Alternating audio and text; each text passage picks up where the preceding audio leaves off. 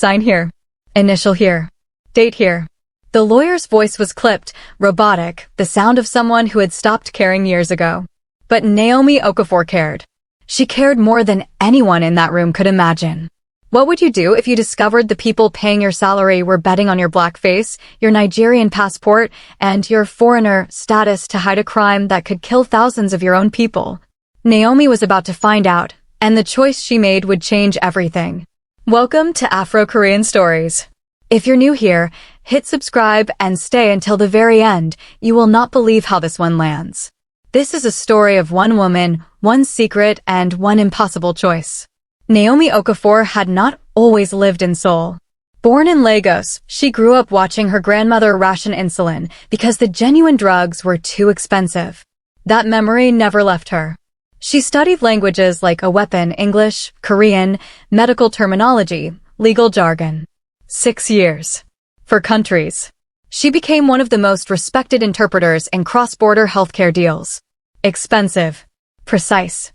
Trusted. But trust, she had learned, was a luxury. She arrived 15 minutes early to the 14th floor conference room in Gangnam Tower, all glass, steel, and cold perfection.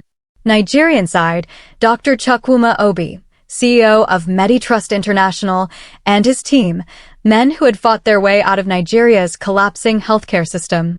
Korean side, Chairman Park Jun-ho, his son and VP Park Min-woo, the CFO, and 2 sharp lawyers. Naomi sat at the head, notebook open, recorder running with everyone's signed consent. The first hour was a textbook. Terms. Projections. Polite questions. She translated flawlessly. Then lunch. The Nigerians left first, chatting in relaxed Igbo.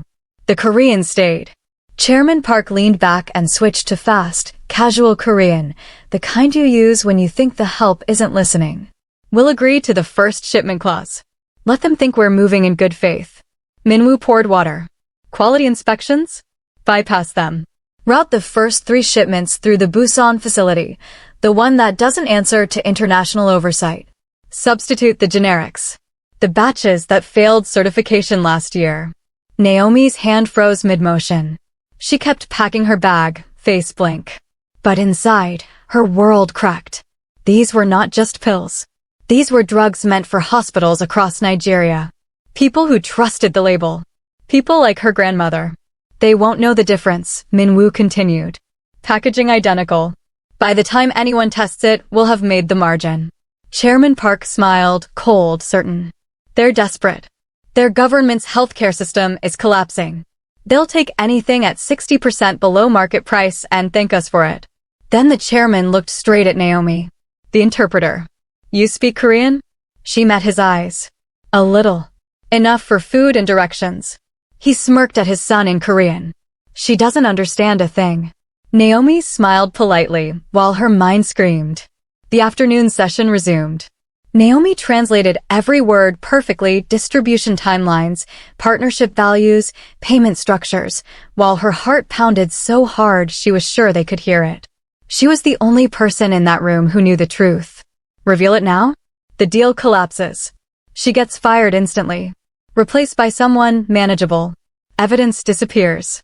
A powerful Korean chaebol versus one black Nigerian contractor? She knew how that story ended. Stay silent? Thousands, maybe tens of thousands, could suffer. Children. Pregnant women. Diabetics. People who looked like her family. She didn't sleep. Instead, she did 2 things. First, she wrote down every single word of the lunch conversation, names, details, timestamps. Second, she opened her secure cloud backup. The conference recorder had been running the entire time. Signed consent from all parties. Ironclad evidence. But evidence meant nothing if she did nothing with it. She thought about calling her mother in Lagos. Thought about the last time her mother had complained about medicine prices.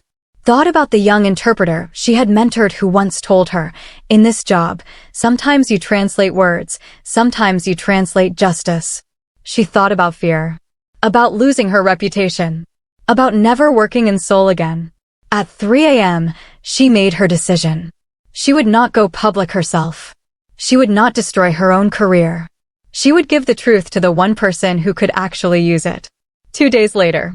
Same room. Same people. Chairman Park opened with warm words about mutual benefit and shared vision. Naomi translated flawlessly. Then Dr. Obi's lawyer raised the key question. We need full certification documents and third-party test results for every batch. Chairman Park smiled smoothly. Of course. We are fully compliant with all international standards. Naomi paused, just a heartbeat longer than usual. She translated the words exactly, but Dr. Obi noticed. His eyes flicked to her. During the break, he pulled her into an empty side room and closed the door. Ms. Okafor, he said quietly, that pause. You've never paused before. Naomi looked at this man, a self-made Nigerian CEO who had survived worse than corporate lies. She made her choice. She reached into her bag and handed him the USB drive. This contains a recording from the first lunch break. A conversation they had, believing I could not understand them. Dr. Obi's face changed as he listened to it later that night. 48 hours after that meeting, MediTrust International quietly terminated all negotiations with Hanseong. No press release. No accusations. But Dr. Obi did not stay silent.